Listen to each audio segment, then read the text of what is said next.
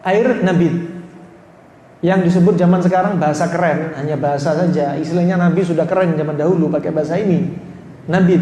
Cuma sekarang dibikin infused water pakai bahasa keren karena Inggris, ya. Aslinya Nabi sudah nabit ya nabit. Ya, orang ingin memutar-mutar bahasa biar keren dikit, infused water. Yang mana terjadi difusi osmosis dari kepekatan tinggi ke kepekatan rendah, dari kurma pindah ke air, kemudian diminum. Dari sini kita simpulkan bisa untuk membantah orang-orang, baik dokter atau bukan dokter, yang mengatakan di pagi hari bangun tidur untuk menghancurkan lemak, Anda bagusnya minum air hangat sama jeruk nipis. Salah total, bantah dengan ini. Kenapa?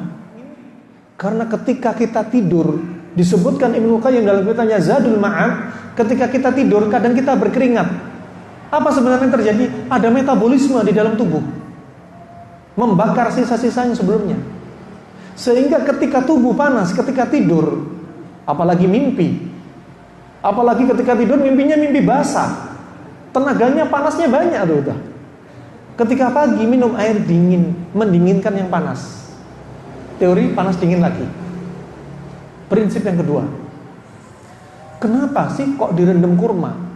Kok nggak direndam nanas, nggak direndam jahe, nggak direndam yang lainnya? Kenapa pilihnya kurma?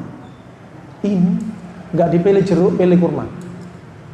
Kenapa? Ketika perut kosong, yang paling bagus untuk lambung, liver dan limpa itu adalah yang manis-manis. Berarti kalau pagi hari minum air hangat kecut, itu bukan tambah sehat.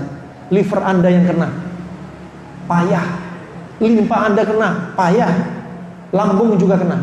Syuf, hikmah. Kalau kita mau bahas, berarti pagi hari air nabit bagus. Kenapa? Ada kurmanya.